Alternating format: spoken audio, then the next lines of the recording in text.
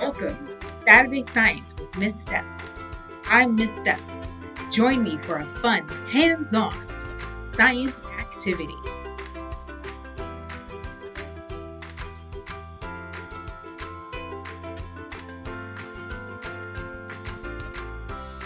Good afternoon, folks.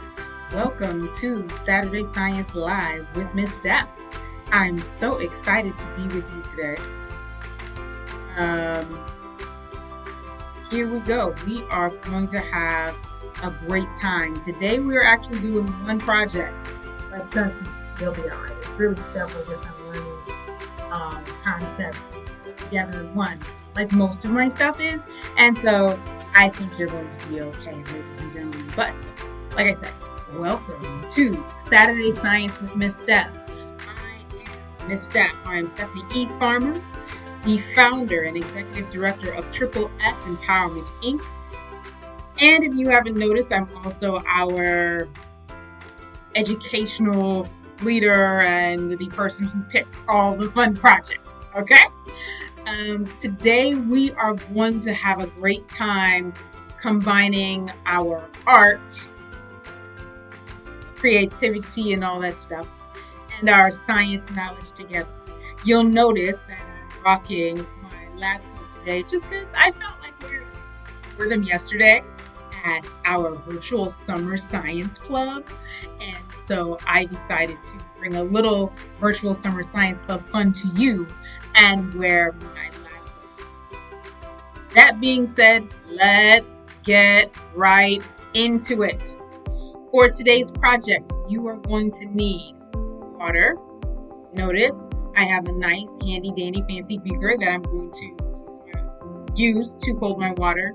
You're going to need several cups. You can, hello to my friend on Facebook, you can use 1.5 half-ounce cups, 2-ounce cups, or 5-ounce cups, but nothing bigger than that because that might throw off kind of what you're trying to get done today. You need paint, multiple colors, no more than 3 colors, and you'll see why. You're also going to need food coloring because as far as our experimentation adventure today, we'll be comparing what it is like to do this particular art activity with 3 different mediums. We're going to do paint, food coloring, and watered down paint. Okay? You're also going to need some water beads. Notice that I have already expanded my water beads. We know that water beads are very small, very small in their native state rather. And of course you need to add water, let them sit for a little period of time before you can use them for this activity. As far as my tips and tricks on how to do that, I have a video up both on Instagram and on YouTube, and it's floating around on Facebook as well. So you should be able to grab that and have a great idea as far as what you're supposed to do with that. And then of course we need some paper. You will see later on in the activity why I've cut my paper to such a small size. Finally, you're going to need some type of box, pan, or bin. Okay? I have a nice handy dandy folded box. I have several folded boxes that were given to me some time ago to use for Science Club, and guess what? Thank you to that person. You know who you are. I have been using these puppies for years. Like, I'm still using them. And they are, they're fabulous and they work perfectly. Once again, that's a box, backwards, some paper cut so that it will fit inside of your box, bin, or pan. Expanded water beads. There's a video on that if you need some help with that. Some cups, small ones. Food coloring, a couple of colors. Today I'm using the neon set, my neon set of food coloring. Paint, no more than 3 colors. And some water. All right, folks, let's get underway. Like I said, we're doing one activity, but it's going to take us our whole half hour together to do it. Thank you so much for joining me for Saturday Science with Miss Steph, and I'm Miss Steph. Today we are painting with water beads. No, you did not hear that incorrectly. And yes, it's going to be fun. Okay, once again, I said we're painting with water beads. This is one of my activities that I have created. I've not seen anybody else do this. All right, and just bear with me, just go with it, and it's going to be like fun. Okay, so first thing that I need to do is set up my water beads to be used for their painting. Okay, and you'll see why we would bother to use the water beads to deposit the paint on top of our pieces of paper. As I said, we're using 3 different mediums or situations and whatnot, right? So I'm going to do paint. So I'll put together 2 cups with paint. I'm going to do 2 cups with just regular food coloring, and then 2 cups with our watered down paint. I'm also going to take this cup, okay, this cup to help me distribute my water beads into my little cups. You need very few water beads, so really I want you to check out my video on my tips and tricks on how to expand the water beads, how to keep them so that they don't develop too many microbes after you have them for a couple of days, and also to make sure that you don't have too many if you're trying to do this activity. I'm dipping my little cup inside of my beaker of water beads, and I'm just going to deposit that few, just a few, guys, just a few. Okay? Do just a few inside of each little cup. This is why you can actually use these very little cups for this, because you need very few water beads and very little pigment paint to do the activity, to make this work. And of course, you can change it up. Once you've learned how to do it, you can make your own adjustments. As a scientist, right? We learn, we gain the knowledge, and then we make our adjustments. We see what we want to do later. Grab one of my trusty dandy markers so I can get my labeling done. P for paint. P for paint, folks. Right? FC for food coloring. And plus water.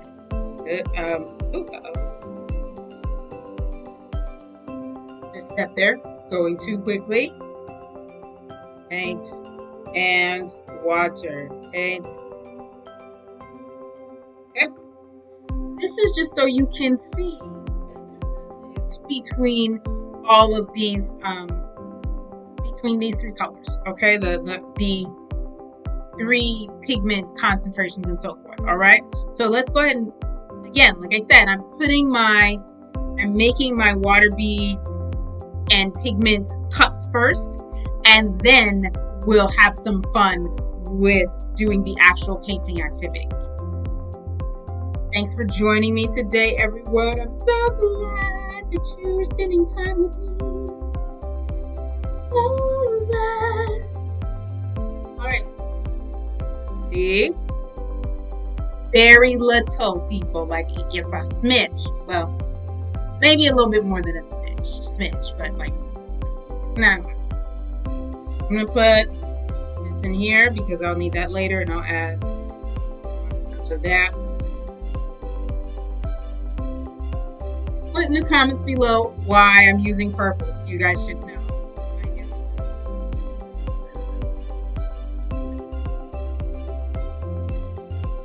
And also put in the comments what colors you would use, right? What colors would you choose for your? Remember, you only want to do 2 to 3 colors. You'll see why later, but really just 2 to 3 colors per per print, per painting.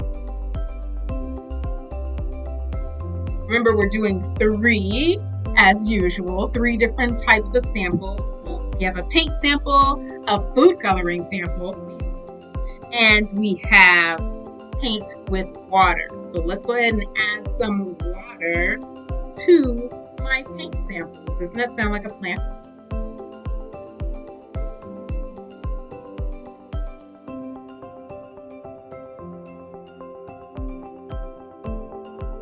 Stay focused, people. No playing around.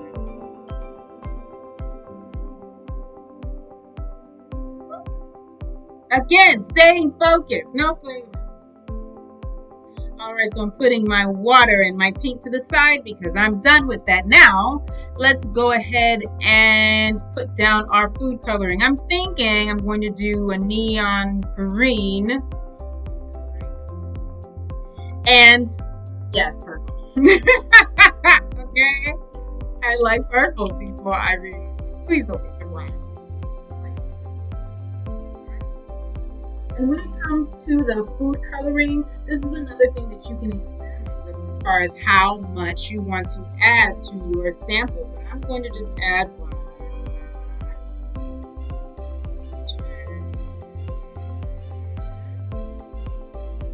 2, and 3. Now here's the deal. Yesterday at our virtual summer science club, we did a similar activity and we really had a great time playing with our water beads, and then playing with our water beads and spending time with each other online, chit-chatting, and really getting an opportunity to be creative along with using our science knowledge, right? This past week, we were learning about different pieces of technology and thinking, okay, does technology need electricity? That's it. What's our definition of technology, right? You have to start with that definition then to be able to answer that question. As far as our science club definition, we came up with the answer. Does technology need electricity? It does not, because technology does not necessarily mean an electronic device. Technology is something that makes our lives easier or more enjoyable. And there are different pieces of items that have been invented that fall under that definition that don't. I'm sitting on one of them now. Put in the comments below one of your favorite coexisting pieces of technology, something that was invented time ago, but we still use it, and and we need it. We use it every day. Put that down in the comments below. Tell me about one of your favorite pieces of coexisting technology. Okay, folks, so we have our 3 sets of water beads. 1, 2, 3 sets of water beads that we put together. We have some that just have paint. Okay, we have some with food coloring, and then we've got some with food coloring and water. Yeah, so we are putting this together and having a great time. Now, who's ready to try and see what this looks like? Okay, thank you for joining me. Hi, we've got over here on Facebook. Okay, so, I used this yesterday, okay? So I've got 3 different boxes over here, just by the way, just in case you're wondering like where I'm getting all these boxes. Sure. I've got 3 different boxes over here, and so that I can use 3 different ones for my work with you all today. Putting to the side my different water bead samples so that I can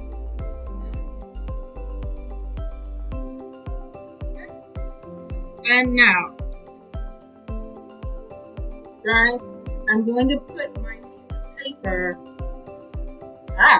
Did you observe with your ears the sound that makes? So I am using cardstock. You can use regular printer paper, but this works great, and I mean great, with cardstock. So I'm putting that down in the center. Okay, Facebook, it's that time. It's that time to tilt you down. Tilt you down. Tilt you down. Okay? So I have my piece of paper that's in the center, right? Like I said, I used this yesterday. Reduce, reuse, recycle, folks. We're not like wasting materials around here. Okay? And so I have this piece of paper in the center. I will start with my portion of this activity, which would be with the paint. Okay? And what I'm going to, nope, that's my paint with water. Okay. So what I'm going to do, okay, is gently, I mean, not like real extremely gently, but like, you know, I'm going to place my water beads in the corners. So I'm going to choose corners in which I want my water beads to go. Okay? Choosing corners, you notice I'm kind of shaking. So I want to make sure that my beads are coated with the paint. Somebody make a prediction, therefore a hypothesis, right? Somebody tell me in the comments, why do you think I need my beads to be coated with the paint? Why? Somebody tell me. Alrighty then, so yes, so I'm making sure they're coated. Then I'm going to put them down. I want them to be down in the corner. We got the paint here. Do. Once again, it's Miss Steph here for Saturday Science with Miss Steph. Thank you so much for joining me today. We are using pieces of technology. Okay, different types of pieces of technology as some tools to help us do some painting, rather attempt to do a painting. Let's see what happens. All right, so now I'm going to go ahead and I'm going to shake. Okay, I'm going to move my beads around, my beads and my paint and everything around, move it around and see what happens. Okay, this set right. This is my beads with paint. Beads with just plain old paint. Is everybody ready? Hi guys, thank you for joining me. Is everybody ready to find out what happens when I do that? Okay. So this is what I've got. This is what I've got. Yeah? Alright? It is like so cool and so fun. This is what I get when I use paint. Okay? When I use just plain old paint. For now, I'm leaving my beads inside of my box. Yeah, we're gonna move on. Like, we're not gonna take all that time for me to move the beads in and out of the box. So, okay. All right, now let's take another box. Yes, another one. This is one that I used yesterday. All right, putting my piece of paper down in the center. Okay, and now we're going to do our water beads with food coloring. Okay, remember we want to coat them.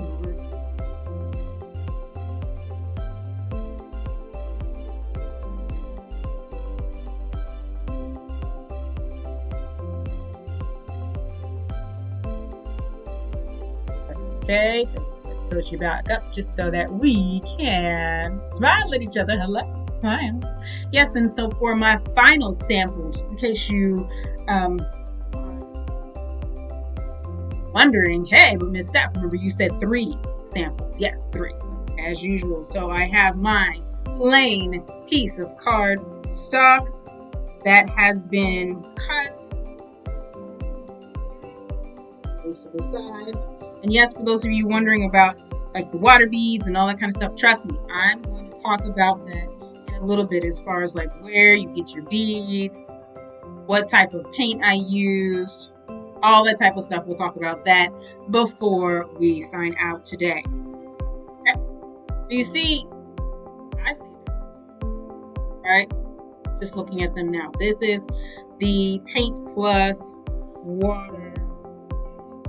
Okay. Putting that down in the corner. Oh, putting that down in the corner. Okay, let's find out what happens, folks.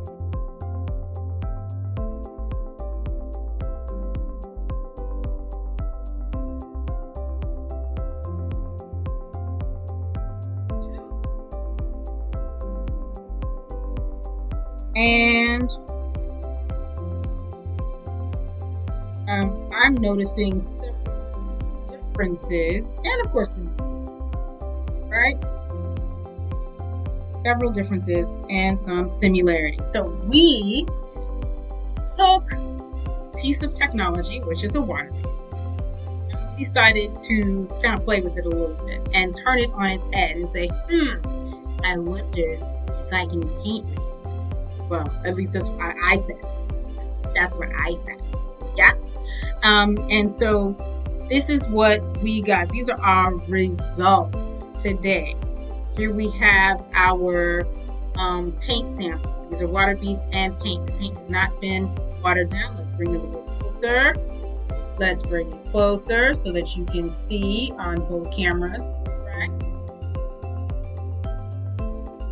And now this is my food coloring sample. Coloring. Okay. A really good look there. And now this sample, okay, is our diluted. That's a word from several Saturday Science clubs ago, or pop up time, but our diluted. So I took the paint and then I added some water. Okay, and so you notice you got this kind of really wet effect down here because it's diluted, and so our paint, right, was able to be distributed much more easily. And then this one, the original paint, when it dries, I'll have more texture, right? This won't be a flat surface because I've got my paint. Paint has a thicker texture, whereas my food coloring sample is actually going to dry a lot quicker. It's almost dry now. Okay, and then obviously the one that's got water added to it will take longer to dry, but will be more flat than the original paint sample. Okay, so let's talk about water bead disposal and all that type of stuff. And so the water beads themselves, right? These fun things. So after you've used a few, you notice how few we needed. We barely needed like 25. So after you've used a few of them to do your painting extravaganza / experiment, you can play with them, right? You can play with them for a little while. Okay, after you play with them, maybe for a day or so, they should be disposed of in the trash. These do not go down the sink. Trust me.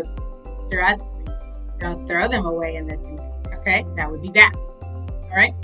And of course, this is a great thing that you can put up in your home as a piece of art that you have done, or that you have done with your child. Okay. This is a great mommy and me, dad and me activity. Okay. And that's it for today. Like I said, we're just doing one activity coming on 1, 2, 3. Please feel free to leave messages for me in the comments.